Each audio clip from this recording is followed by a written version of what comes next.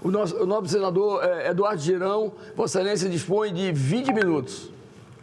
Paz e bem, meu querido amigo, irmão, senador Chico Rodrigues, em primeiro lugar, lhe agradecer por pontualmente estar aqui numa sessão, numa sexta-feira, para que a gente possa exercer o nosso direito de falar, né? Muitas vezes é o que sobra para a oposição nesse país, que vem sendo perseguida, intimidada pelos poderosos de plantão, e o senhor dá um grande exemplo de democrata, abrindo essa sessão aqui, como integrante da mesa e fazendo com que a gente tenha a oportunidade de nos comunicarmos com as brasileiras, com os brasileiros, com as senhoras senadoras, senhores senadores que, embora não estejam presentes aqui, estão em suas atividades nos estados, né, e acompanhando o nosso trabalho. Eu quero dizer, senhor presidente, que quase nesses 6 anos, né, que eu estou aqui no Senado, nunca tinha sido candidato a nada, vim direto pela boa vontade do povo cearense, o desejo de mudança do meu conterrâneo, e eu procuro honrar todo dia, vendo política como missão de vida, trabalhando no limite das minhas forças para que a gente possa cumprir o nosso papel em respeito à Constituição, aprimorar as leis, fiscalizar o Executivo, denunciar o que está errado. E é o que eu faço nesse momento aqui, mais uma vez. O senhor sabe que quando a gente sobe aqui à tribuna do Senado, esse nosso grito, nossa fala ecoa pelos 4 cantos do Brasil. Andando pelo interior do Ceará, que eu sempre faço, né? E é impressionante como as pessoas me abordam e dizem: olha, senador Girão, eu acompanho os seus discursos, é muito importante o que é colocado, parabéns pelo posicionamento. Talvez outros não gostem, mas é a democracia, né? E acompanham pessoas de diferentes vertentes políticas, ideológicas, partidárias. Isso faz parte da democracia. Mas o que a gente está vendo no Brasil é tudo invertido. O que nós estamos vendo no Brasil é inversão de prioridades e de valores e princípios, né? Você vê os corruptos sendo soltos, ganhando aí privilégios, e, ao mesmo tempo, você vê quem cumpre a lei sendo perseguido de forma implacável. Quem é de direita, quem é conservador, é perseguido nesse país. Nós temos presos políticos em pleno século XXI. E a gente não pode se calar. Se fosse alguém do PT que estivesse sofrendo isso, por exemplo, que eu tenho muitas restrições e coloco aqui as incoerências, mas eu defenderia a liberdade de expressão. A gente não pode se calar com o que está errado. A Constituição é justamente esse norte para que a gente possa ter justiça para todos. Mas o que nós estamos vendo aí é a metralhadora, vamos dizer assim, especialmente do STF, voltada para quem os critica, quem coloca os seus abusos de forma clara. E eu quero justamente falar sobre esse assunto hoje, que é o assunto da semana, e vai ser da próxima também, que é o julgamento nefasto, irresponsável, inoportuno para controlar as redes sociais no Brasil, lá no STF. Ora, senhoras e senhores, vamos pensar junto aqui, independente se você não concorda comigo, se você tem um pensamento diferente, faz parte, eu respeito e procuro até dialogar nas redes sociais. Quem me segue no Instagram, no X, especialmente no Instagram, que é o que eu acompanho mais de perto, sabe que eu respondo todo mundo que me coloca e me faz questionamentos e críticas. Mas eu quero que você pense comigo, vamos jogar luz aqui, vamos jogar luz. Nesse momento a gente precisa ter serenidade, mais do que nunca, né? Porque o mundo está de cabeça para baixo. É correto o que está acontecendo com os brasileiros? Essa é a pergunta. Você não acha que tem um exagero Olha, veja bem, nós somos aqui 81 senadores. Aqui do outro lado, 50 metros daqui, tem a Câmara dos Deputados, que tem 513 deputados federais. Vamos lá. Arredondando 600 parlamentares. Eles fazem o Marco Civil da Internet em 2014. Debatem a exaustão, fazem audiência pública, faz tudo, vota. Aí chega no presidente da República, é aprovado, chega no presidente da República, o presidente da República sanciona. 2014, nós estamos 10 anos depois, 2024. Aí agora, o STF tira a inconstitucionalidade para julgar, 10 anos depois do que todo o processo legislativo que custou dinheiro para o seu bolso, brasileiro e brasileira. Porque o nosso salário não é barato. As nossas equipes têm um custo que você paga. Assessoria, essa luz aqui, toda a estrutura de carro, de pagamentos, tudo de fornecedores, você que paga. Só o Senado são 6 bi. B de bola e de índio, 6 bilhões de reais. Você que paga, a gente faz o nosso trabalho. Aí vem, no oportunismo do STF, cumprindo uma promessa de ameaça que o Flávio Dino fez.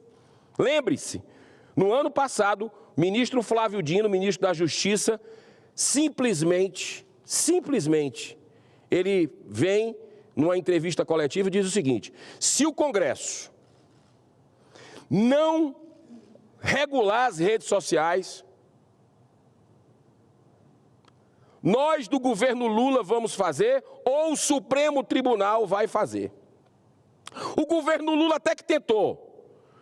Montou ali o Ministério da Verdade, com Procuradoria de Defesa, nomes bonitos.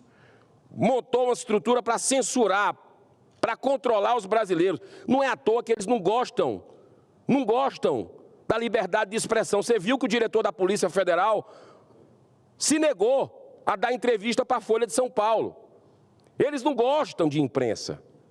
É a mentalidade do governo Lula, a mentalidade ditatorial, que hoje está alinhada com o STF. São os fatos, não sou eu que estou, são fatos.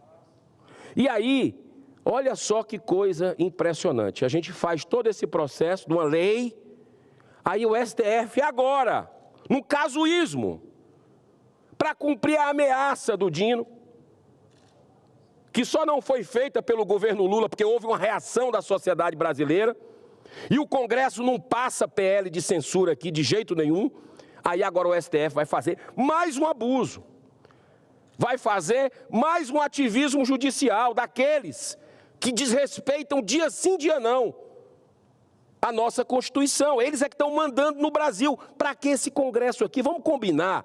Para que esse Congresso? Para que esse custo para você?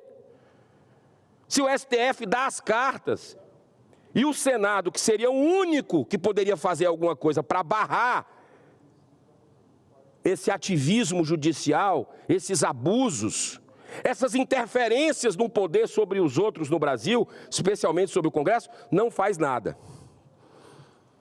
Por omissão, não delibera um pedido de impeachment. Só eu tenho 3 aqui nessa mesa. Tem mais de 60. E o Senado se acovarda. O Senado acaba manchando no seu bicentenário,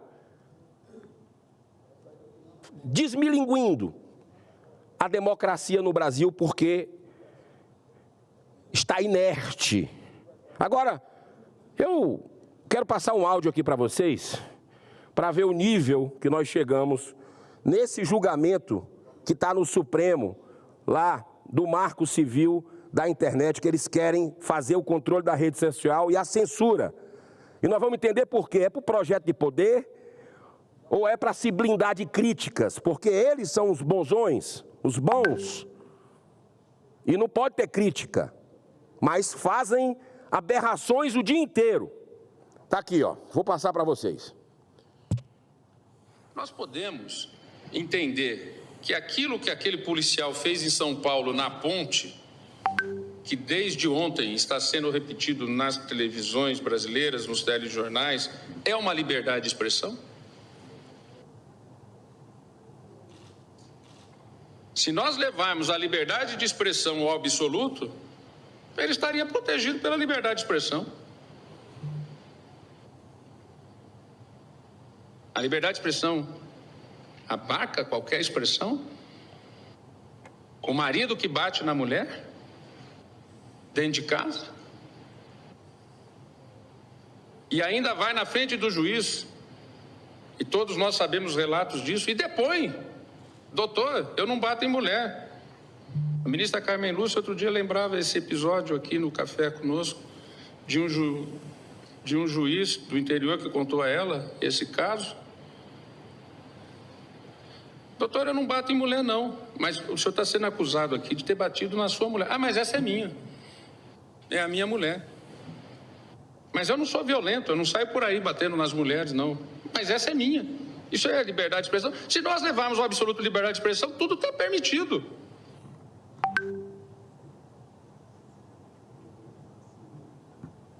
Parece brincadeira, mas você ouviu. É como colocou o Deltan Dallagnol. Nunca, jamais, em nenhum lugar algum, em nenhum momento, ninguém cogitou que o direito à liberdade de expressão engloba também jogar pessoas de ponte, espancar a esposa, só na cabeça do Toffoli, do ministro Toffoli. Olha a comparação absurda, estapafúrdia que ele fez para justificar a censura. Cadê a racionalidade? Cadê o bom senso? Cadê as pessoas de bom senso nesse país para chegar e dizer, ó, tá aí, eles não têm nem argumento. Mas querem calar você. Querem jogar uma pá de cal no restinho de democracia que a gente ainda pode ter. Essas declarações com analogias referentes à liberdade de expressão são tão absurdas do ministro Toffoli que jamais chamariam a atenção se fossem ditas por alguma pessoa que tivesse com sinal de embriaguez e fosse um ignorante jurídico. Nós estamos falando de um voto de um ministro do Supremo, pessoal. Num dos julgamentos mais arbitrários da história do STF, pois tem um duplo objetivo: controle das redes sociais e legitimação da censura no Brasil, ferindo de morte a nossa Constituição.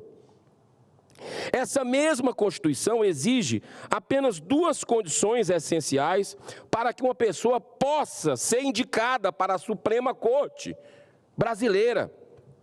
Sabe qual é a primeira? A primeira é o notório ou notável saber jurídico. Isso significa, na visão dos constituintes, que não basta apenas a formação superior em direito. É muito mais do que isso. Trata-se de um conhecimento acima da média, demonstrado ao longo da vida. A segunda condição é a reputação ilibada. Novamente, os constituintes quiseram destacar que essa pessoa deve desfrutar, no âmbito da sociedade, de uma reconhecida idoneidade moral. Ou seja, qualidade de uma pessoa íntegra, sem manchas na vida, em outras palavras, incorruptível. Essas últimas declarações, completamente desconexas do ministro, vêm corroborar que ele não atende à condição definida pela Constituição, pois sua carreira jurídica foi limitadíssima, como advogado do PT. Essa fala dele expõe, escancara um despreparo completo. Ele comparou alho com bugalho, banana com melancia. Ele comparou coisas que não têm relação. O Toffoli também ganhou uma péssima notoriedade quando anulou as condenações de Marcelo Odebrecht e do empresário Léo Pinheiro, ex-presidente da OAS. Ambos foram os principais colaboradores da Lava Jato. E como réus confessos, aceitaram devolver aos cofres públicos mais de 10 bilhões de reais que roubaram do povo brasileiro. O Toffoli foi lá e anulou. Ou seja, esse dinheiro caiu do céu. Daqui a pouco, esse dinheiro desviado, nós vamos ter que devolver para os caras que desviaram, porque esse dinheiro voltou para o Brasil. Além disso, foi Léo Pinheiro, senhor presidente, que apresentou as principais provas materiais e testemunhais sobre o escândalo do triplex do Guarujá, que levou à condenação do Lula. Sim, do presidente da República hoje no Brasil, que foi condenado em 3 instâncias. A gente não pode esquecer isso. Quando a gente fala isso lá fora, as pessoas não entendem como é que é. Foi condenado em 3 instâncias por corrupção e lavagem de dinheiro, Lula. Detalhe, por dezenas de juízes. Na primeira instância, que um colega nosso sentenciou, o Sérgio Moro, quando chegou na segunda, aumentaram a pena porque viram que tinha coisas mais graves, que mereciam a pena maior. Aí, por um malabarismo jurídico, o STF resolve por um CEP. Por um CEP. Ou seja, não diz que ele foi absolvido, o processo apenas foi invalidado porque foi feito no lugar errado. Mas está lá, o nome de Lula é citado em centenas de vezes em delações premiadas. Isso ninguém apaga da história, não. Isso é a verdade sempre triunfa, tá? Mas cedo ou mais tarde, a verdade sempre triunfa, é a história da humanidade que mostra isso. E o bem vai prevalecer, a justiça vai prevalecer. Agora, senhor presidente, foi justamente o Marcelo Odebrecht o responsável pela organização de um departamento em sua empresa, exclusivamente para administrar o pagamento de propina. O que é que você precisa de mais sinal? E ele dava os codinomes aos políticos corruptos. Um dos codinomes que teve a maior repercussão até hoje foi o amigo do meu pai. Adivinha? Puxa na história. 2019, o amigo do meu pai, a gente chegando aqui no Senado, começa a ver o enterro da Lava Jato a partir de decisões do Supremo Tribunal Federal, que deveria avançar com a Lava Jato. Tinha dever moral de avançar nessa nação, um trabalho feito por funcionários públicos exemplares da Justiça Federal, delegados da Polícia Federal, promotores públicos. Mas não, retrocedeu. Senhor presidente, para encerrar, muito incomodado com a liberdade de expressão dessa verdade, nós vimos aqui, em 2019, se criar o famigerado inquérito das fake news. Tudo começou, o momento de sombra, de treva que a gente vive hoje, começou, você vai entender por quem, em 2019, com o famigerado inquérito das fake news, também conhecido como inquérito do fim do mundo. E o Toffoli, como presidente naquela época do STF, indicou Alexandre de Moraes, com poderes inéditos na jurisprudência brasileira, para denunciar, para investigar, para julgar, para condenar, se transformando num verdadeiro censor nacional, instituindo aí uma ditadura da toga no Brasil que só vem se agravando.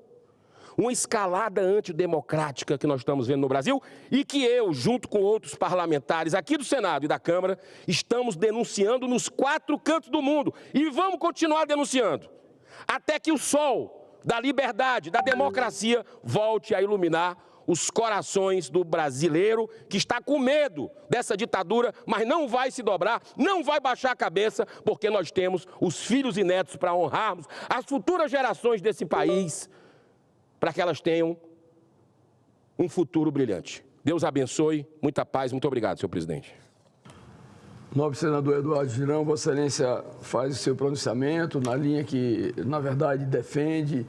Vossa Excelência que tem sido um assíduo frequentador das sessões aqui.